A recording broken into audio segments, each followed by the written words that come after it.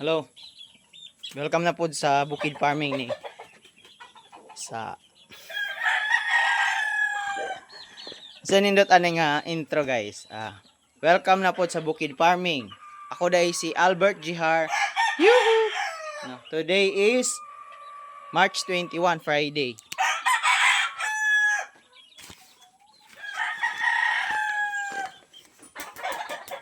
Nalukot naman natong kuan guys, kaning kalendar. X na lang gihapon nato na siya kay para man ang adlaw. Kunya guys. Wait lang. Plaster nato na.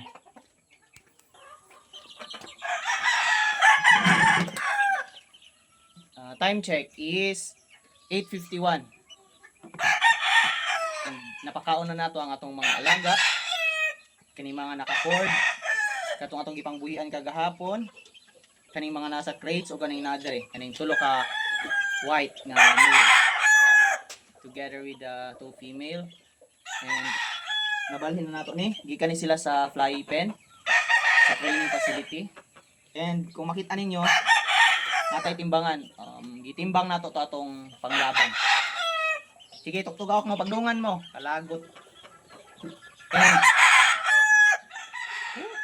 kagahapon guys, sa hapon is nagpakaon ko og saging sa atong mga alaga no kay last day Wednesday. Ato silang gisampok. And ang reward nila is kagahapon sa hapon. Kaning saging nga hinog.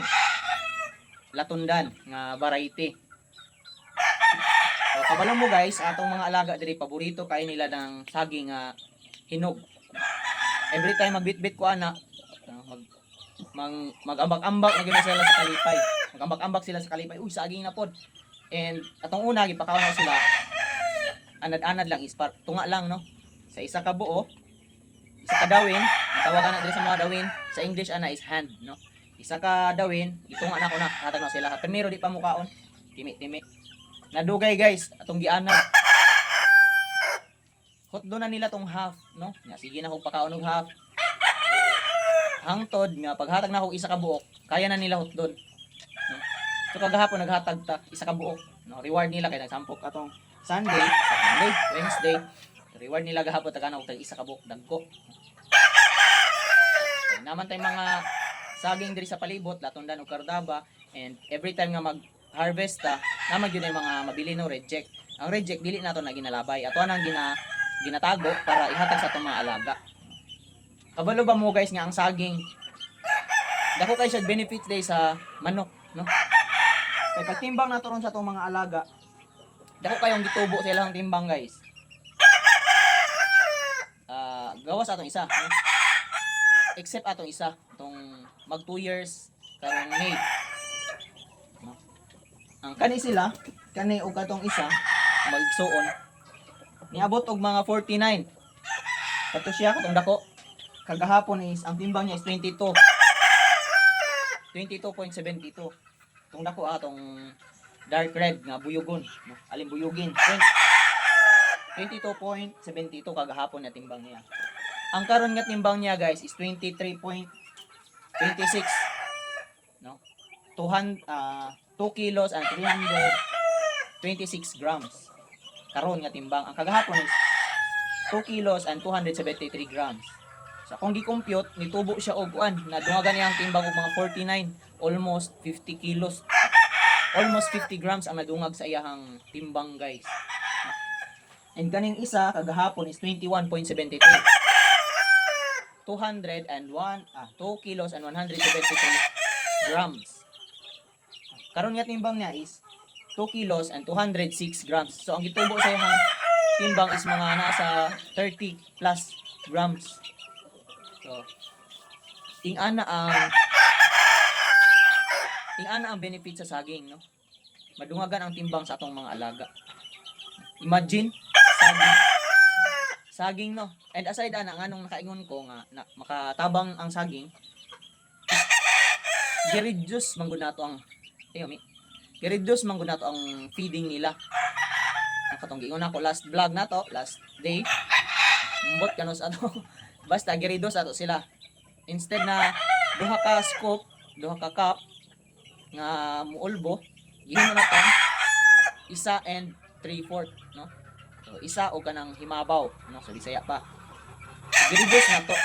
So dapat mag-expect ta nga mubaba ilang timbang kay gireduce na to ilahang pagkaon.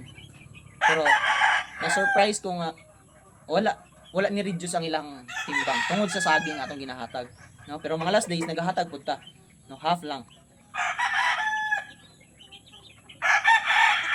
And padayon gyapon ang ilahang training.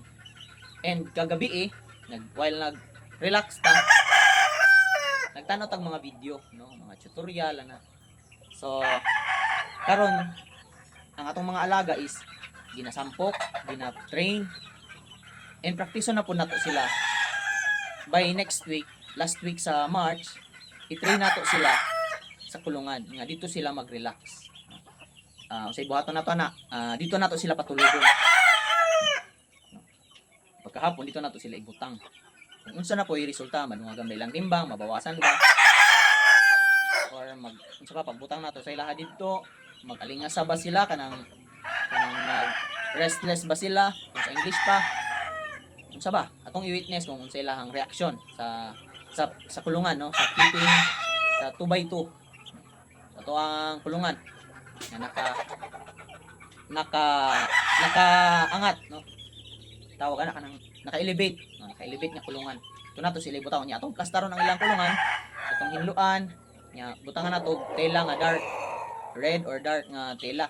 Ana natin nakita na pangbutang dito hinluan na lang nato to. Nya butangan nato tela niya. Dito nato sila ipa-relax next week. I-less nato ang ilahang training next week nya ibutang nato sila sa relax nga lugar.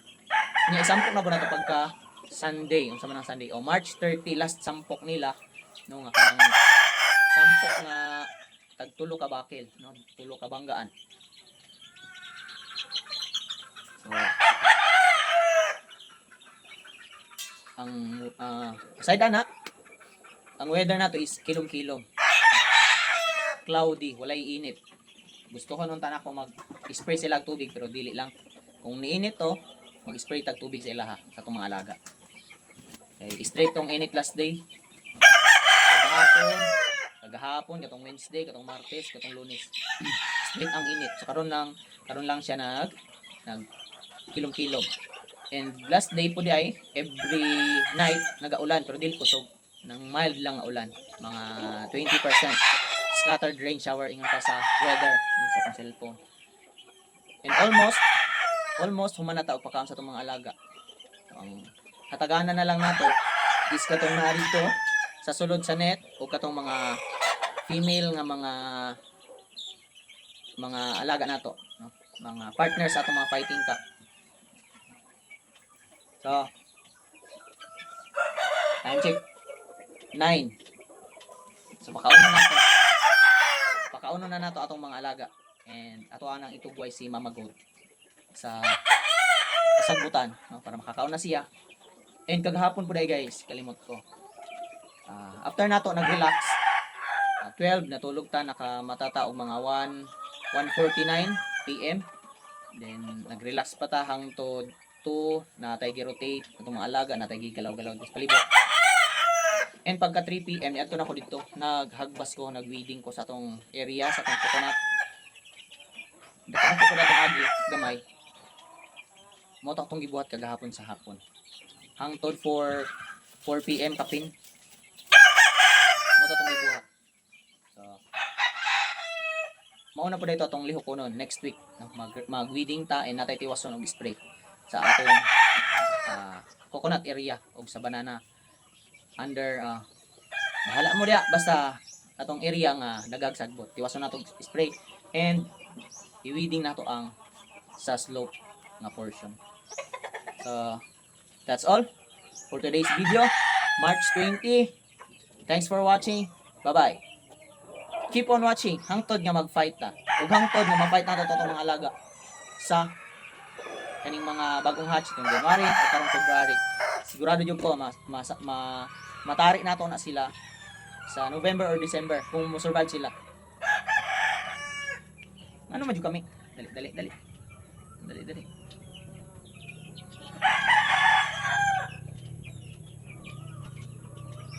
Praktiso na gyud ta kag tali mi ba. Gara na kay ka. Gara na kay ka ha. Gunitan lang ta karon.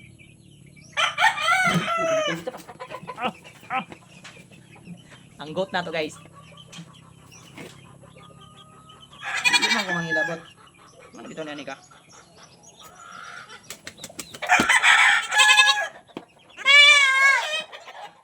Dako na guys. Mag 2 months? Ano siya ni December, January, February, March. Mag 3 months guys siya sa March 26 next week. Mga na siya 10 kilos na guys. 10 kilos na, 10 kilos. Timbang. Ang capacity aning timbangan is 30. Dapat timbang. Timbang. Utong na.